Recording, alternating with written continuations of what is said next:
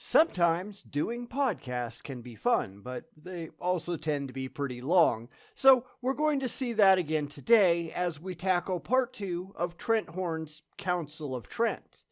And I know he thinks he's saying something intelligent, but sadly that's pretty easy to disprove. Will we do so again today? Well, let's see.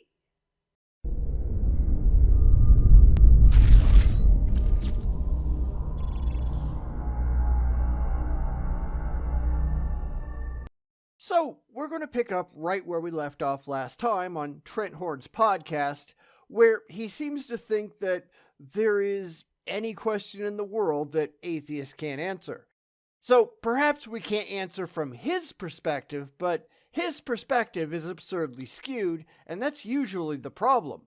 We don't say what the religious expect us to say, but that's not our problem, it's theirs. And before I go on, and I know I've brought this up before, but when I do these multi-part episodes, typically when I cut off between the parts, it's done pretty much at random. I pick a place about halfway through and stick a break in there. So I may be picking up right in the middle of a thought, and these videos are really sort of intended to be watched back to back. So I don't want to get any complaints about that. So let's get right back into the action, coming up now.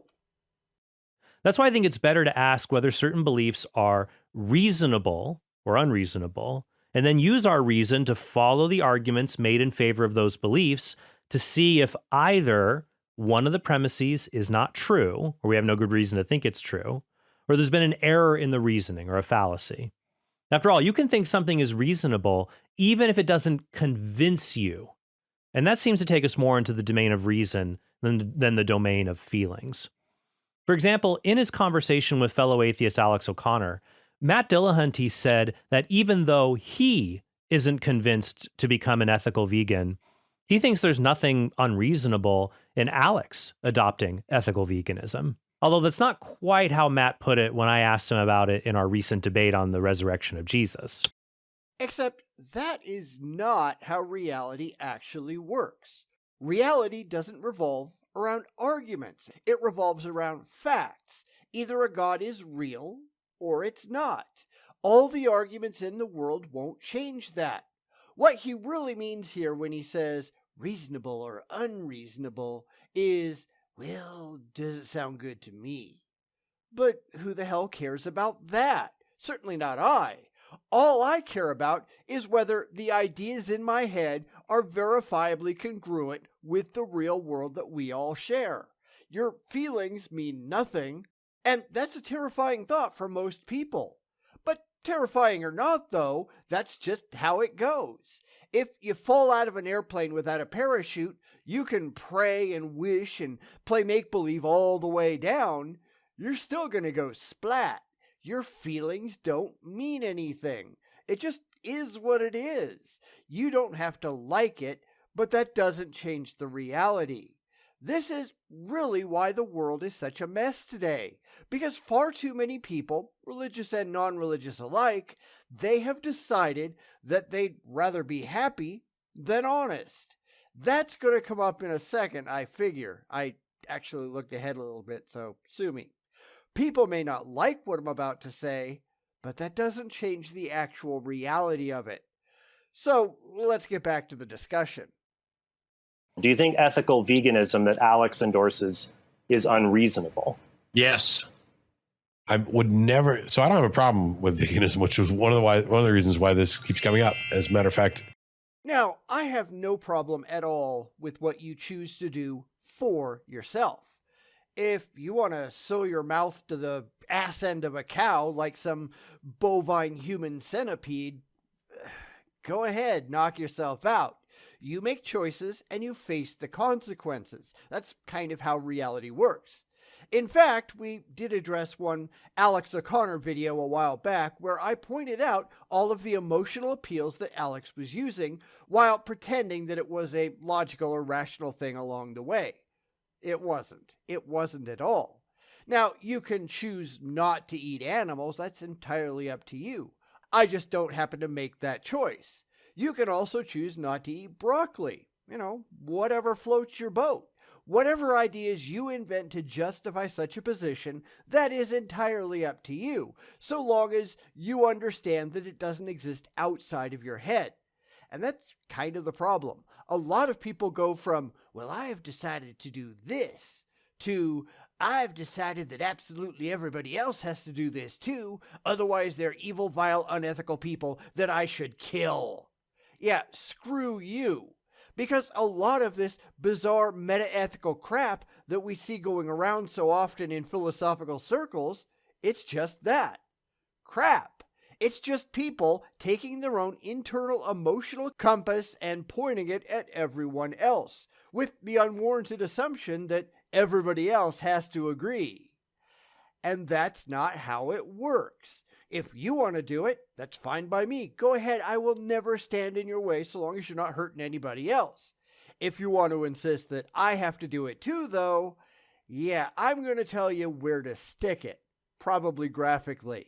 If you want to try to justify it in some kind of rational, evidence-based way, that's fine. I will consider your words, and I will make the choices on my own. If you try to slap labels like moral and ethical on your position and insist that I have to go along with it or you're going to call me childish names, yeah, we are going to have some issues. Do you think ethical veganism that Alex endorses is unreasonable? I think you said at one point that you do consider it to be a moral virtue. You think it is a good thing? I am convinced that it's likely a moral virtue. Okay. I know people who do it for health reasons. I know people who do it for ethical reasons, and I don't have any objection. My lone objection was to ethical vegans who say, if you eat meat, you are an immoral person. That's kind of my position, at least the end. These are people who don't seem to understand how morality actually works. And I see this in a lot of philosophers. They are doing it for the exact same reason that the religious are doing it. They are taking their feelings, asserting that because they feel a certain way, well, that means that it's the proper way that absolutely everyone should feel. And further, claiming that anyone who doesn't share their emotionally comforting wishes and dreams, that somehow there's got to be something wrong with those people. Now, I didn't mean to make this about veganism, it just happened to come up, and that's an entirely different discussion in and of itself.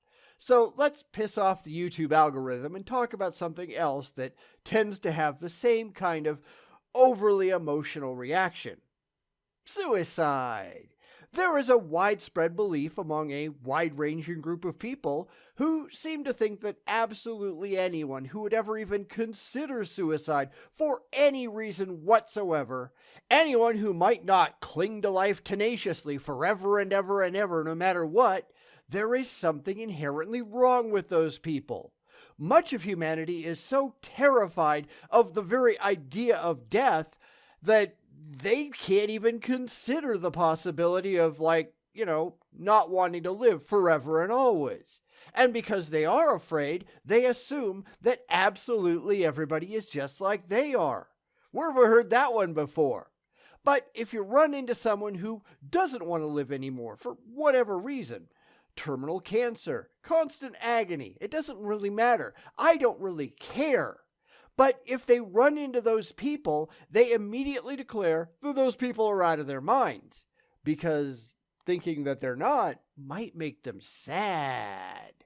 We can see this in case after case after case in the media, where people have decided that they no longer want to live, or that people that they are legally responsible for, that they are just too far gone to keep alive, and the lawsuits and the constant screaming and crying and accusations. Not only do most people not want to die, but they don't want anybody else to die either. They are going to keep these people alive against their will because the very idea of doing otherwise, it makes them personally uncomfortable. Now, take that and apply it to religion, veganism, or whatever else. It doesn't matter.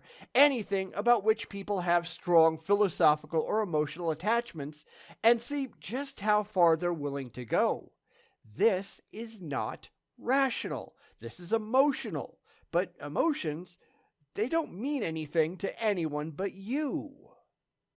Yeah. And for the record, I don't think you're an immoral person for eating meat. I just think that what you're doing is immoral.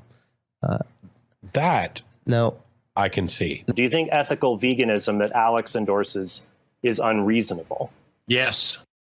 I think it's entirely fine for Alex. If that's what he wants, he's in control over what he shovels into his mouth. I don't care. However, the right to swing his fist, physically or philosophically, it ends at everybody else's nose. He doesn't get to say, well, because I'm uncomfortable with the thought, you have to cater to my feelings. That's exactly the point that I made in that video from quite a while ago now. If I can find it, I'll try to link to it in the description if you want to take a look. Your comfort means nothing to anyone but you. Stop it.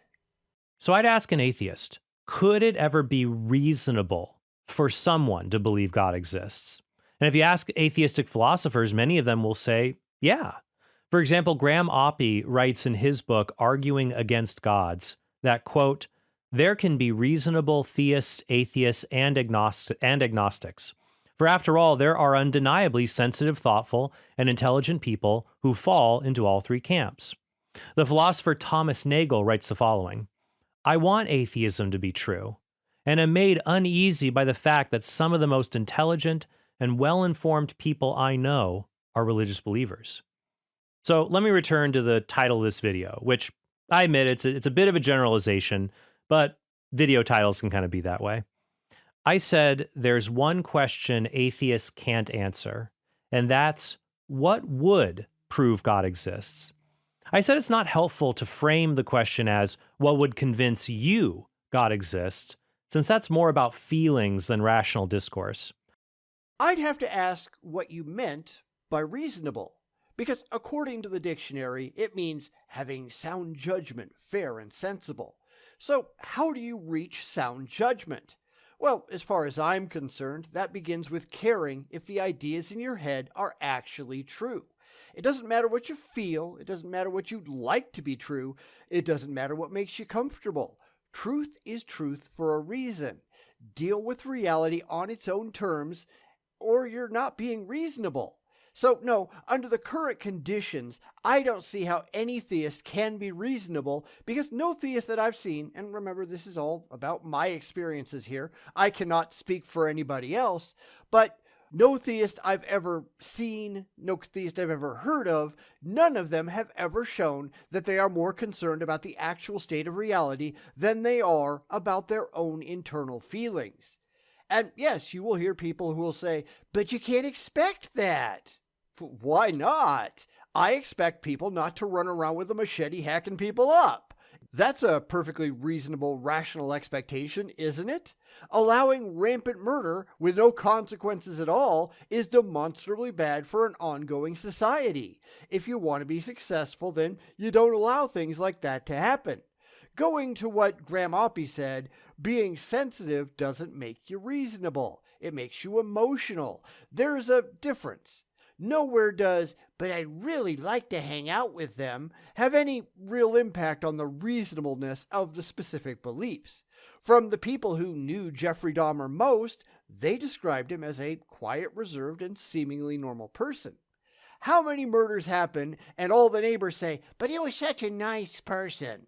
I mean, yeah, if you don't take into account the fact that they want to eat your kidneys with a nice Chianti, maybe they're nice. I don't know.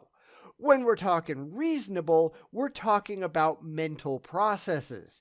Do they reach good, evidence-based conclusions? Well, when it comes to religion, I'd say the answer has to be no. I'd rather ask an atheist, can a person rationally believe in God? And if so, under what circumstances could that take place? It's not helpful to say, well, under this miracle, this specific miracle, or that specific miracle, it'd be reasonable to believe. Because those are just examples of sufficient evidence, subjective examples. They aren't objective definitions of what level of evidence would be sufficient for anyone to believe, even if that level of evidence is not convincing to everyone. For example, in a Q&A session after my debate with Ben Watkins on the existence of God, Ben said that he'd be open to believing God exists if he personally had an authentic religious experience. And he and the Real Atheology team admit that there can be rational believers who come to believe God exists either through religious experience or the force of logical arguments. Again, my answer has to be no. Of course, that's given what we know right now. There has never been a single demonstrable miracle in the history of forever. It doesn't matter if you like that, it's still true. Even if something happened that you couldn't explain, that doesn't mean that God done it. That's leaping to a conclusion that is not independently justifiable. It is absolutely no different than asserting, well, I heard a noise in the woods, therefore Bigfoot done it. You are skipping all the steps in the middle, whereby you've shown a direct causal link between the event in question and an actual defensible, demonstrable God. And that's what you need to do if you want to be reasonable. And the religious aren't even close. They aren't even trying. Now, I've made fun of Ben Watkins forever. I still don't think he's all that hot. My question would be, how do you know that it's an authentic religious experience? You like it? Well, liking it doesn't mean anything, does it? If it's taking hallucinogens and then asserting that because you saw pretty colors and had a sense of belonging, suddenly there's a big supernatural world out there that nobody else knows about. No, you just temporarily broke your brain. You were an idiot. This is not rational. As for logical arguments, well, there aren't any. We've established this many, many times in the past. Just because you say, well, I don't get it, therefore God, that doesn't actually mean anything. You haven't established that causal link between the event and the identifiable cause of the event. It doesn't matter what you want to believe. It matters only what is objectively and demonstrably true. And they're not even trying to get to that. Of course, another person's interior religious experience, it's not going to be very convincing to someone who can't directly see that experience. So in those cases, what might be more helpful are philosophical arguments for the existence of God. Now, another objection might be that if these philosophical arguments work, kalam, fine-tuning, different moral arguments, contingency, whatever, if they work, well, why doesn't everyone believe God exists? The problem with this objection is that philosophical questions can't be answered with something like an experiment that's easily replicated. Even some scientific questions can't be answered this way. So you're never going to get 100% consensus on these philosophical questions. We see this in the recent Phil Papers survey, surveyed hundreds of philosophers, and it shows that a lot of them are evenly divided on some issues. But that doesn't mean that the fact that they don't reach a consensus, that doesn't mean we shouldn't have a position on these important philosophical questions if we've done our homework and researched it. That's kind of the point, which is why reported experiences mean absolutely nothing to anyone but you. I don't care what you claimed to see. I care what you can demonstrate is real to me. And that's never going to work out very well for the theist. So, knowing that he can't actually provide any real evidence for his imaginary friend, he launches into the already debunked philosophical arguments as his last hope. And we've already taken apart kalam, fine-tuning, all the moral arguments, contingency, all the rest. What else does he have? Even here, he seems to understand that these are not going to convince the skeptic, especially given the fact that they all rely on base emotionalism and logical fallacies. Not one of these arguments stands up to a moment's critical scrutiny, whether Trent likes that fact or not. So my question is, what does he have left? What do any theists have once you jettison faith, empty claims, and philosophical wishful thinking? Because that's what I really like to know. So here's my new question then for an atheist, and one you could ask an atheist or an agnostic or non-believing friend. It'd be this. What is the best argument for the existence of God? And what's wrong with it? Or what is the least problematic argument for God? And what's specifically wrong with it? Remember, to show something is wrong with an argument, you need to point out either an untrue premise in the argument or some kind of fallacy in the reasoning, specific fallacy, not just like it's got the gaps. What specific logical fallacy is being committed? I've seen this question before, and frankly, I am not impressed. There are no good arguments for the existence of God. Any God. I can't even imagine what a good argument would look like once you dismiss fifis and faith. That's all that the religious have, and I am not remotely concerned with any of that. What would be the best argument? Well, okay, I'll tell you. One that can be backed up with objectively verifiable evidence. If you can't do that, then you've lost. Let's imagine having this exact same discussion with, say, somebody who believes in Bigfoot or alien abductions. What kind of argument would it take to convince you that they were right? Exactly. Evidence. Nothing less will do. And I can show what's wrong with all of the, well, I don't get it, therefore God arguments that he started off with. None of them show any kind of direct, demonstrable causal link between the initial premise and the conclusion at the end. They all come down to, well, wouldn't it be nice? Maybe, but nice doesn't actually mean anything. Nice doesn't get you to the truth, and the truth is the only thing that matters. I know the religious don't care. If they did, then they wouldn't use all these hokey claims, wishful thinking, and poor reasoning to get to where they are already emotionally predisposed to go. Your emotions are irrelevant. I care what's actually true in the real world. What's in your head doesn't matter. You have to do a whole lot better than that. And in that spirit, I hope both atheists and theists will critically examine the reasons that are given for the existence of God, these philosophical arguments that have been presented in different forms over time. You can find them in a lot of different resources. I have some in my book, Answering Atheism. I'd also recommend the Blackwell Companion to Natural Theology, The Existence of God by Richard Swinburne, and also 5 Proofs for the Existence of God by the Catholic philosopher Ed Feser, among many others. Another book would be How Reason Can Show That God Exists. I think that's a rough title, by Josh Rasmussen. So look at the arguments on either side, see where they work, and try to point out specifically where you think they don't work. Both believers and non-believers should do this. That way we can journey closer to the truth together. So I hope that's helpful for you all, and I hope you all have a very blessed day. So that's the end of the podcast, and I'm sorry, but I am just not impressed. Trent was kind of all over the place, which I guess is not really a surprise. As with most other religious apologists, he's preaching to an already converted choir, so he doesn't have to worry about the vast majority of his audience standing up and saying, hey, wait a minute, because they don't care any more than Trent does. Now, I'm sure that Trent thinks he cares. Most of them do. It's just that when you explain what they actually need to do in order to show that they care, they just balk immediately because they know, or they should know, that their task is impossible. Not because we're asking too much, but because they're expecting too little. Scientists don't go looking for the speed of light and say, well, I'd like it to be this. I've got faith that it's this.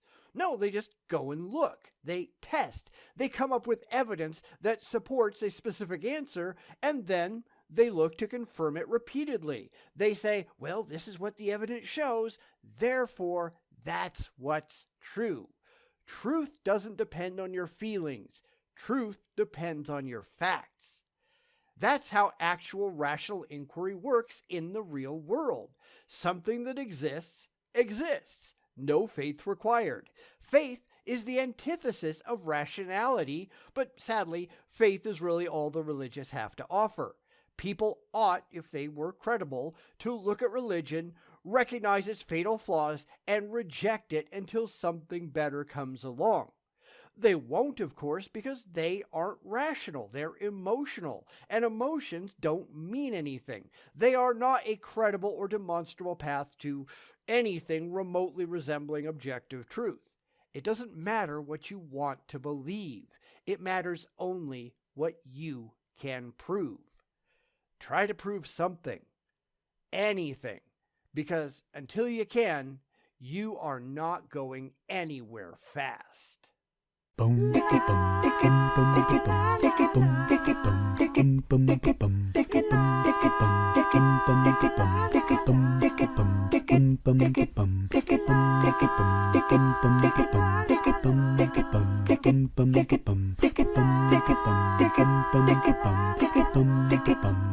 boom, boom, boom.